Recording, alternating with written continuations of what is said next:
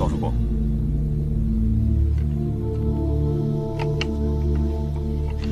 少主公，姓董的果然不禁下，什么都交代了。收买董仓管的人叫许进忠，家住丰宜郡，世代打铁为生，不知为何忽然便入了仕，如今是掌管兵器的上方令。许进忠定期会给董仓管银钱，他则睁一只眼闭一只眼。至于许进忠将军械运往何处，又卖给何人，他一概不知。哼，许进忠，这名当真有趣，就是不知他究竟在向谁尽忠了。此番作为多久了？足有半年多了。这半年来，除了咱们最后一战，天底下未再起干戈。这许进忠吞下这么一大批军械，看来他的买家所图不小。此人现在何处？自董仓管被捕后，已几日不曾露面。继续查。是。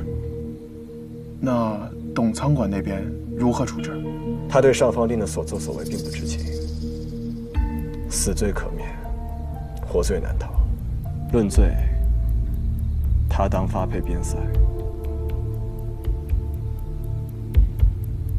告诉廷尉府，发配前让他回趟陈家办。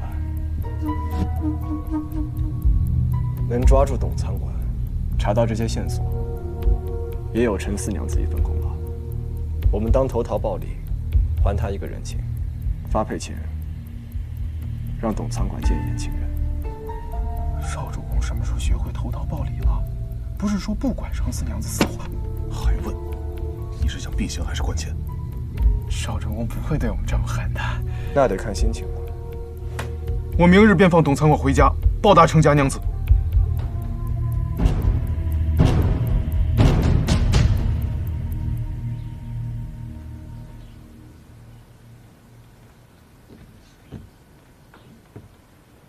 这么多好东西，我可从未见过。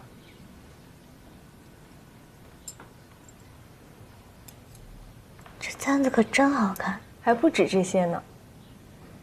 女君心中记挂女公子，这么些年，但凡是见着，都想给女公子留着。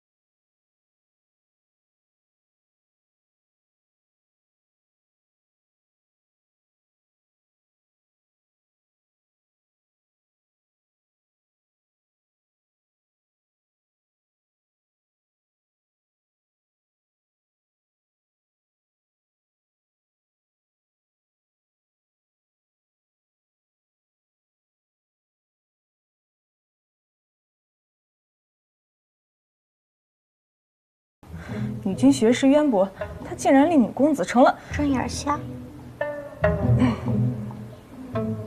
对吧？哈哈，没事儿。阿富啊，以前也是正眼瞎，不过有你阿母在了，你阿母那学识啊，别说在乡里，就是在整个郡县，那也是很有。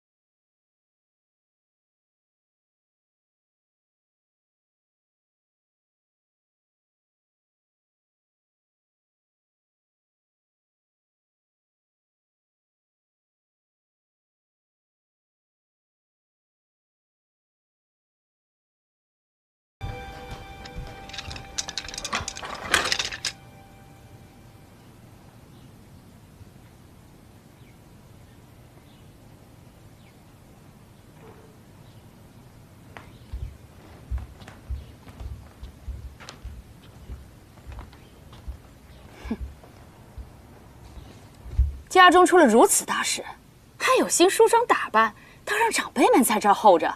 往日里二叔母是怎么教导你的？二叔母往日曾说过，董姓亲戚与我毫无干系，也不必见。所以袅袅不知是该来，还是不该来。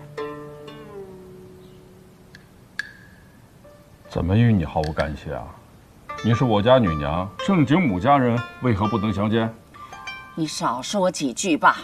这除了小辈儿的女娘都比你大，少商来晚了，我们都没责备，有你什么事儿？三娘子到。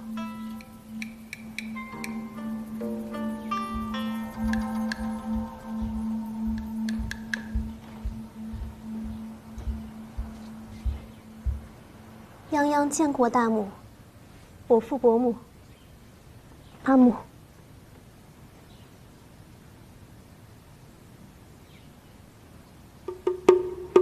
你怎也来得这般迟？女夫子布置了许多功课，所以来得迟了些。这倒不是我自夸。泱泱虽自小不在我身边长大，可在舅父家时就好看书习字，不像有些个小女娘，成日里尽挂住贪玩胡闹，不肯读书。偏我是打也不行，骂也不得，真叫长辈们操心。阿父阿母，袅袅不爱读书，多亏了二叔母，从不强求我。二叔母还说，女娘嘛，日后记得郎婿的名字就可，学这么多也是无用，不必像我阿母这般能文能武的。你少扯这没用的蠢货！他若是散漫惯了，不学好，将来跟我那个不成器的弟弟一般，被圣上发配到边疆去做苦力吗？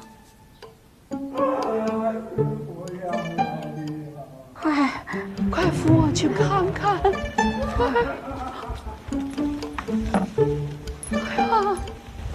哎呀！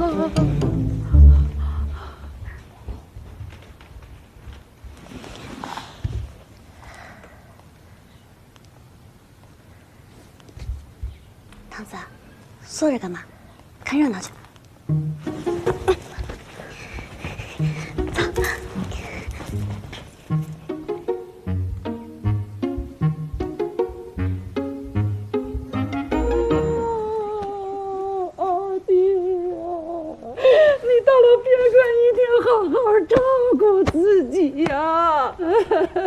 千万不要再做出什么糊涂事了，阿弟呢？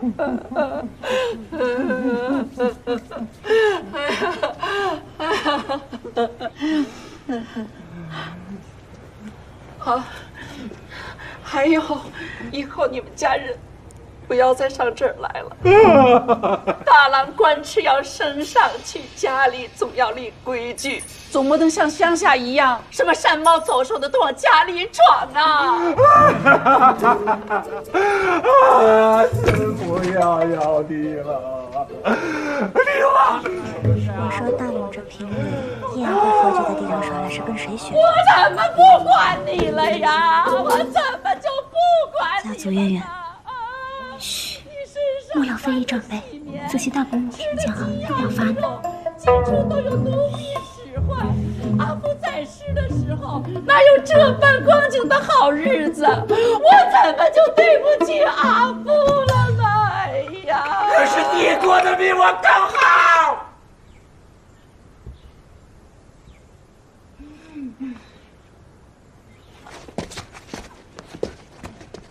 我就应该过得比你好。程家的好日子都是大郎血里活里拼出来的。你是董家子，我是程家父，咱们虽然是手足，但是拜的祖宗已经不一样了，知道啊？今天程氏全家都来给你送行，已经是天大的情分了。程家。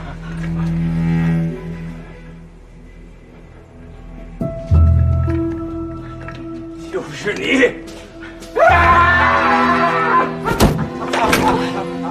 这是程家，还容不得你在这里耀武扬威。正是，我到这白眼狼像谁？小小年纪，出卖至亲，无情无义，都是随了你呀！程超生，难怪他要这样对你呀！好。舅爷说的这是何话？大母她如何待我了？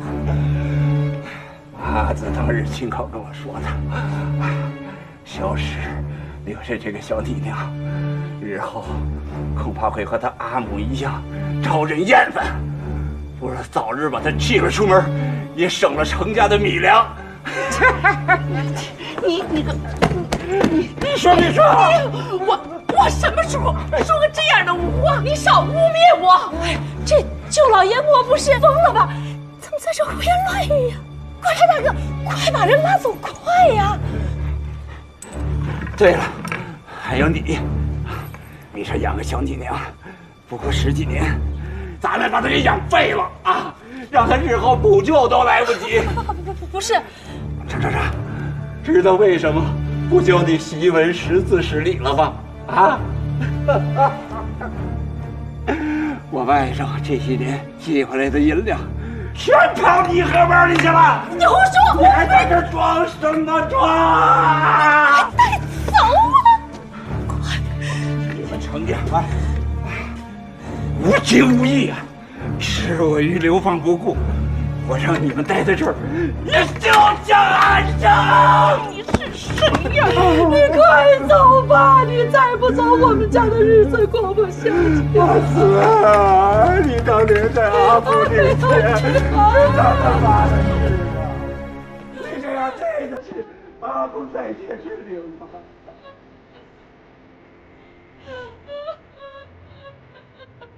可曾有查到许敬忠的消息？少主公，咱们的人在他的宅子外面守了好几日了，他未曾归家，始终下落不明。他可有任何家眷？无妻无子，孑然一身。我问你们，如果你们想要避人耳目，会选择何处？自然是自己最熟悉，其他人猜不出的地方。没错，人逢危难之时，通常会选择自己熟稔之处，所以董仓管才会躲去当年与陈老夫人相依为命之时所住的乡下庄子。这许敬忠无妻无子，老家又在凤仪郡，所以在这都城之中，他最熟悉之处，除了自家宅院，就是大铁铺子。属下立刻排查城中所有大铁铺。准。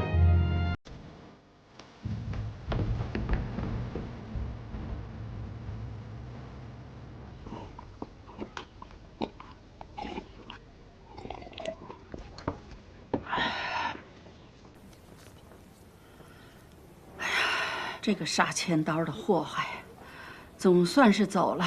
哎呀，害得我险些一口气没喘上来。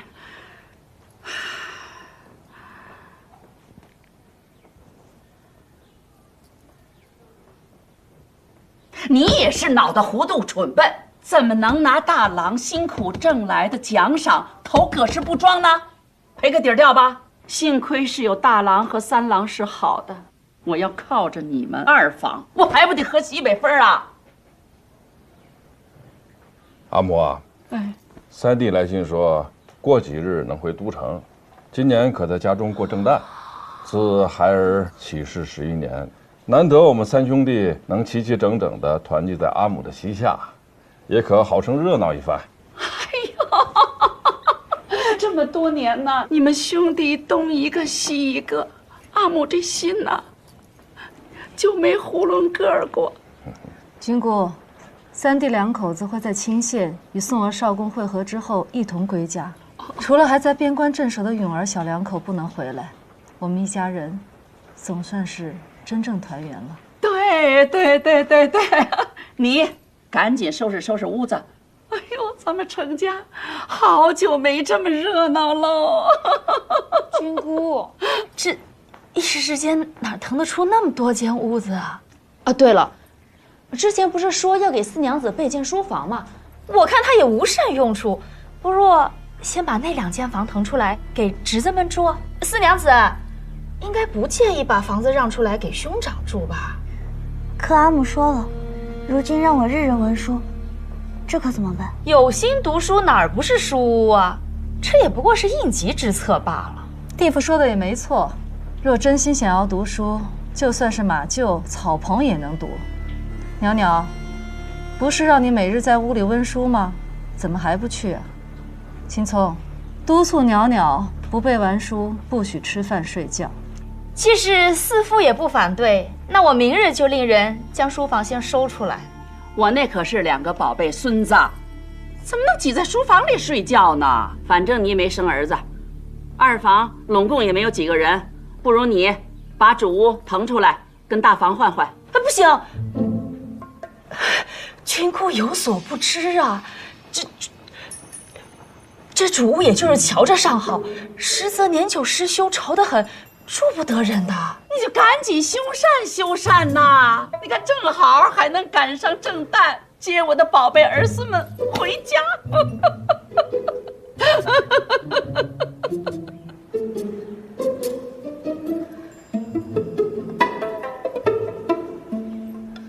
怪来怪去，就怪我嫁了你这么个窝囊废，成日里就知道对着这些破书烂简发呆，倒让我个妇人在外冲锋陷阵。你们程家，长兄打仗为将，三弟读书为官，留了你这么个不中用的，今日竟连主屋都保不住了。你个泼书贱子！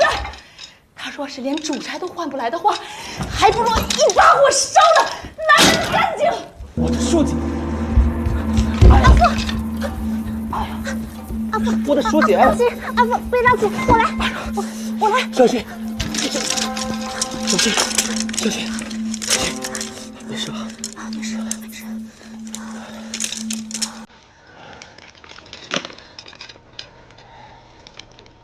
主屋本该就有长子长孙所有，只是大哥常年在外征战，主屋被我们占，现在我们还回去，也是应该的。你放屁！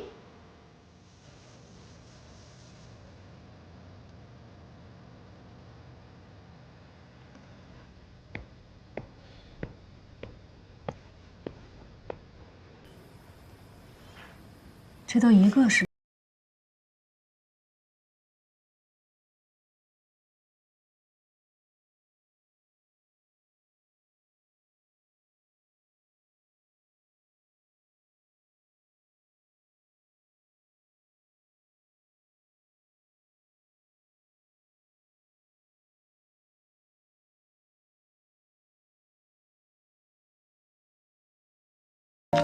吃了。每吃一块多备5句。哎呀，夫人，袅袅之前受了这么多苦，夫人是否对袅袅太严厉了些？将军若是觉得我管教的太严厉，我也不愿意做这个恶人。以后女儿你自己教。你阿母教的对，常言道，慈母多败儿，严师才出高徒呢。你与你阿母好好学，日后定有出息。阿父就先不打扰你们了，把点心拿走。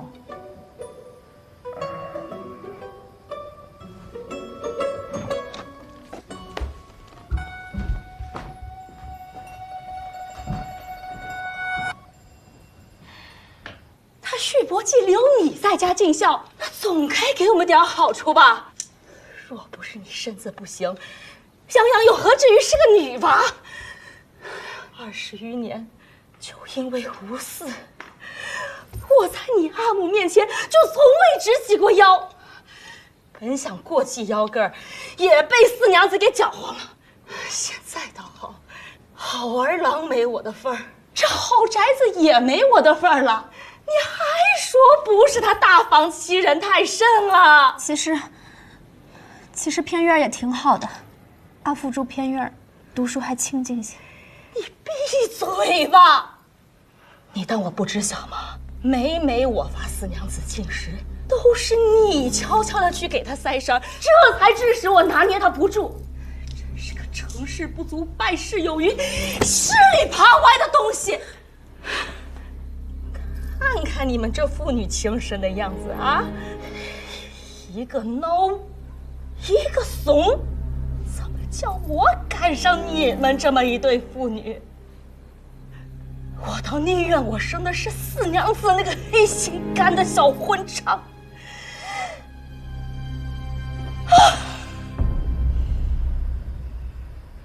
往日我不听二叔母的话，她就不让我吃饱饭。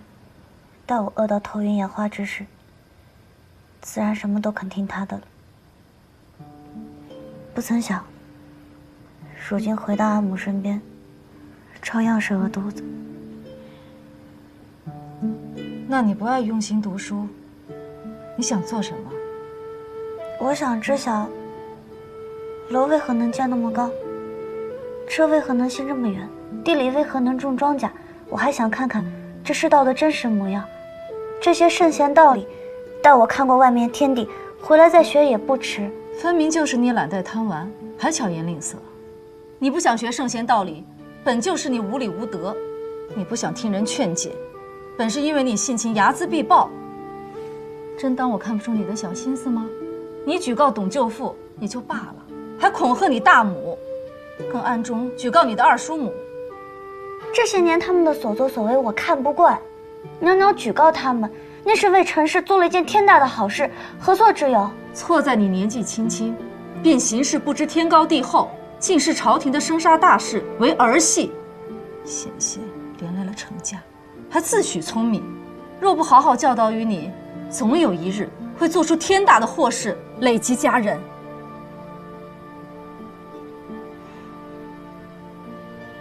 乖乖的给我看书吧。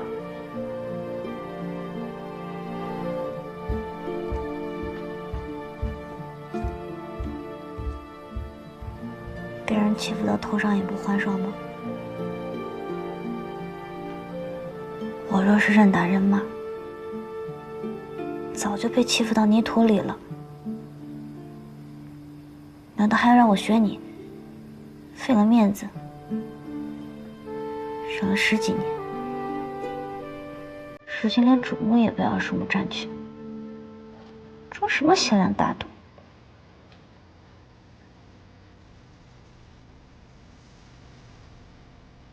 不对啊，以阿母的脾气，怎会任由二叔母骑到自己头上？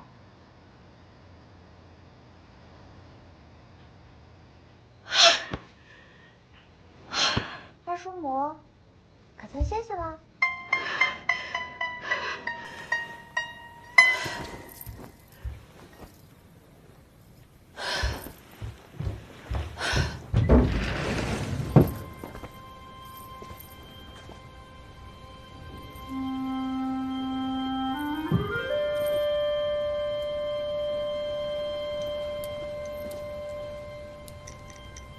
你来做什么？我来看看我还要住的院子。四娘子，不要以为你父母回来便有了靠山了，还胆敢上门来嘲笑长辈了。要不看看你那阿母，是否真与你站在一道，会为你出头？二叔母，看来我与阿母的好多琐事，你都甚是清楚啊。不错，我是派人跟着你们呢。哎，我就想看看你们这母女重逢以后啊，到底能有多少的情分？这现下看来，你们这母女情分也不过如此啊。既二叔母已经看出来了，我也不必遮遮掩掩。二叔母可愿继续住在主屋？你这是又憋着什么坏主意了？这是哪来的话？我阿母可是从沙场征战回来的，你若是硬碰硬，如何碰得过他？但若是二叔母你拿子嗣去说服大母，谁都说不准二叔母未来会不会有大母的孙儿呢？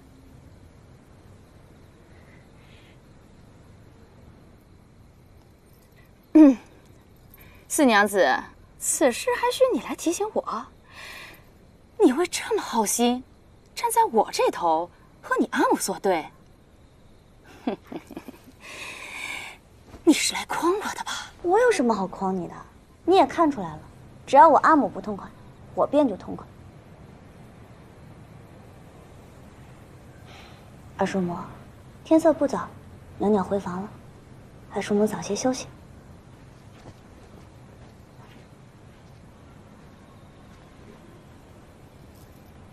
你知，我知。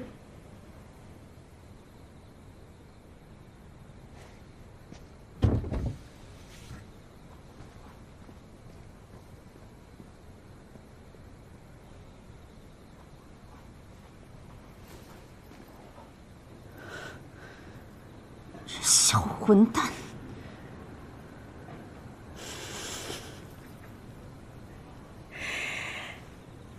哎呀！也算不枉费我的一番苦心教诲，终于给大房培养了一个好孩儿。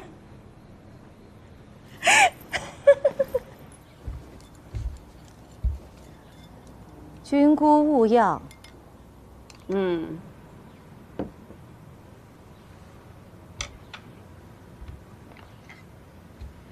屋子收拾好了。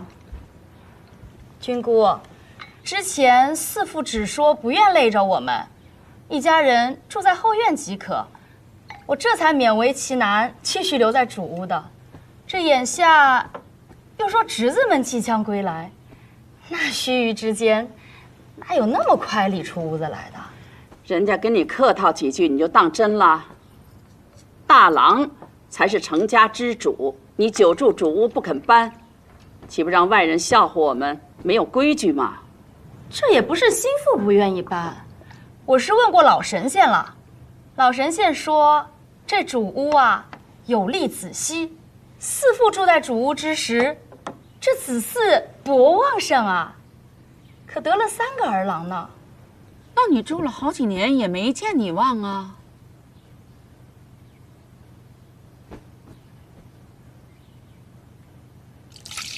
是，我自问不如四父会生养，只求君姑还念在二郎的面上，可怜可怜他。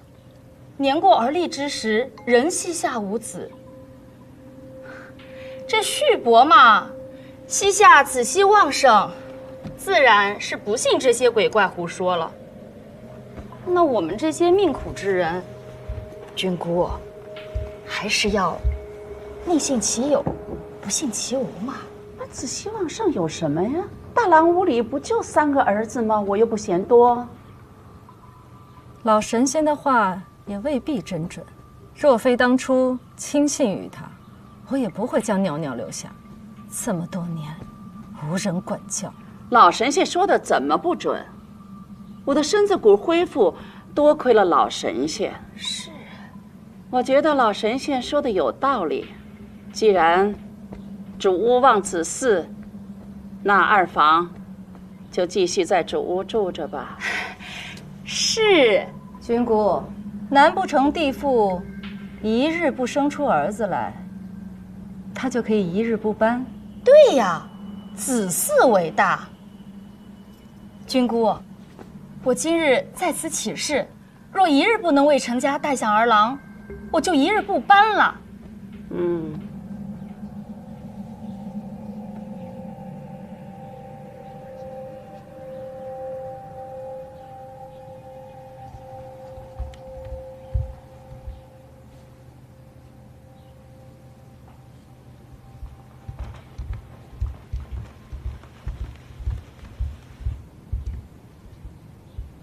四父，咱家君姑这脾气是谁也拗不过，天大地大，子嗣为大，只好继续委屈四父一家，住在后院啦。只要地父以后莫要后悔就好。我早听说四父喜争强好胜，今日可真让我亲见了。咱们这当女人的呀，该示弱还是得示弱。要不是四父将袅袅逼得太过，他又怎会反过来替我出主意，和你争夺主屋呢？此事与袅袅何干系？袅袅资质平庸，四父就是想打磨得再紧，有发成器呀，还不若放任自流。依我说呀，这养女儿可不是领兵打仗，不能操之过急，得因材施教。泱泱好学，便能学些圣贤典籍；袅袅善辩，便得教些妇人手段。当然了，这袅袅又不是我亲女，我在这儿瞎操的什么心啊？我这再操心，还能越俎代庖，超过你这亲生母亲不成？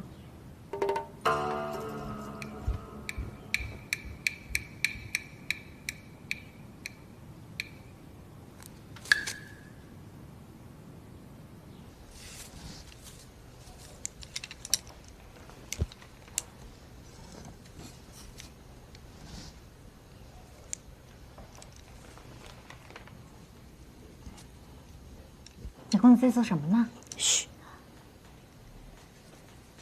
阿母罚我抄书卷，我在改刀笔。此刀笔做好了，可以一笔3字，厉害吗？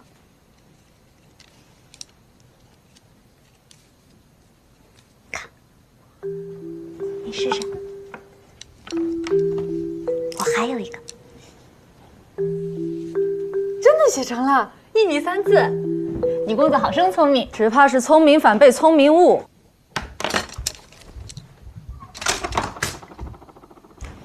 慌慌张张的做什么呀？下去，我跟袅袅有话说。还不快下去？是。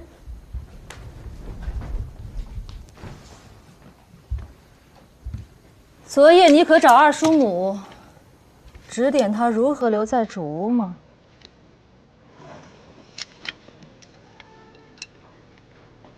既要搬去新宅子，那旧宅主屋便让给他好了。你是如何知晓我们要搬到新宅的？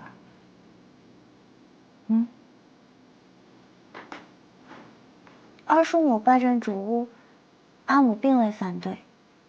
以阿母的性子，又不是容易妥协之人，我猜，定是因为阿母知他占了也无用，才弃之不要的。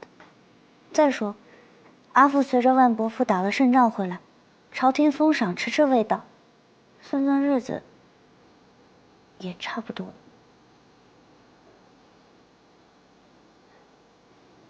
我与你二叔母，不管是从前还是现在，都是长辈之间的恩怨，无需你插手。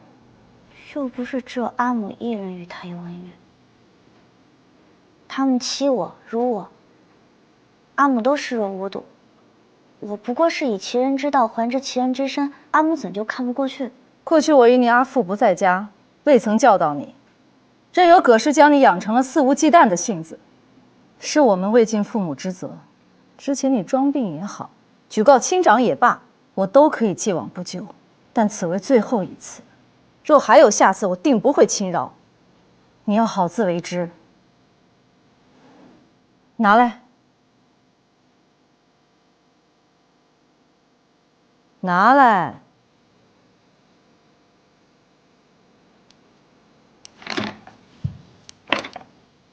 还有一个呢？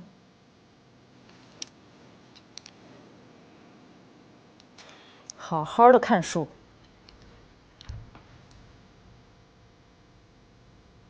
好自为之。好自为之。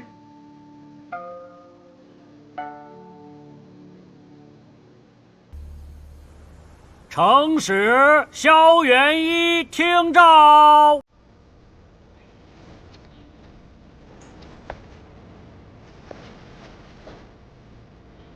制诏校尉城使，朕闻贤可兴国，建国当风。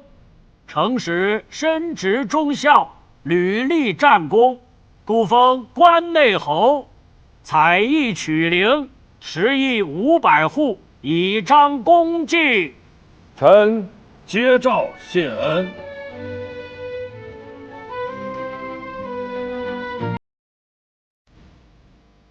去临河请起。薛林侯，可喜可贺呀！劳烦城使了。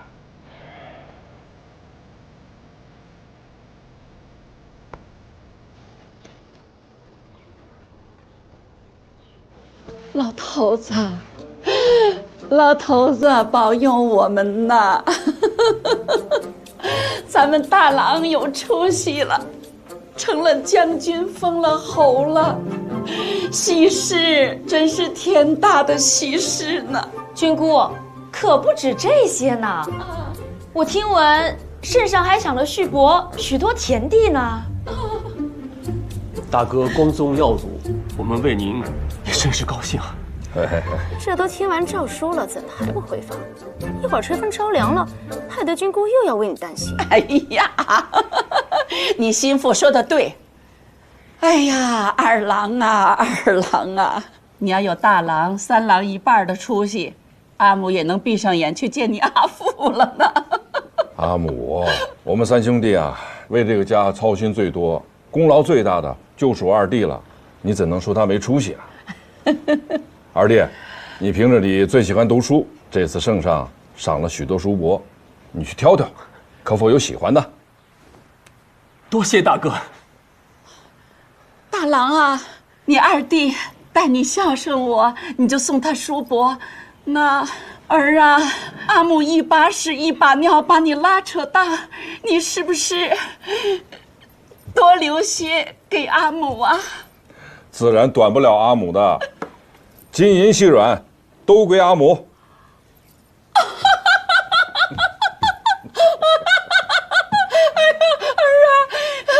跟阿母说说，圣上都赏些什么呢？哎呀，可多了，那些宝贝呀，寻常你别说我见了，就是连听我都没听说过呀。那一台台大我身边经过，多得我眼睛都不够用哦。别说了，别说了，带我亲自去看看。好，这又算得了什么？我可听闻圣上赏了人万将军一套大宅子呢。是。啊，正是。不过万兄说了，他现在这个宅子将来给咱们家住。阿母啊，到时候你就住万老夫人如今的居处，而一元一就住原先万将军的屋。往日里我去万将军府，对那宅子就心生欢喜。万万没想到，有一天我们竟能住进去了。地富就不用去了。你不是说生不出大胖小子，就在主屋住到老吗？既然主屋这么利你可得好好住啊，住到死。你放心，没有人去碍你仔细，就连二弟也和我们一起住新宅子，绝不会妨碍你。军姑，军姑，你可得为我做主啊！啊，做什么主？义父所求的不就是今日吗？这主，老神仙已经替你做过的，别忘了你可在老神仙面前立过誓的。是吧，君姑？啊，是的，赶紧啊！对，是赶紧的去瞧瞧圣上赐的宝贝啊！走，二弟，我带你去看看。大哥，哎呀，多谢大哥！哎，来，看你客户有喜欢的。哎，你快说说，皇上都想了些什么样的事情？哎，走，咱们一起去。走。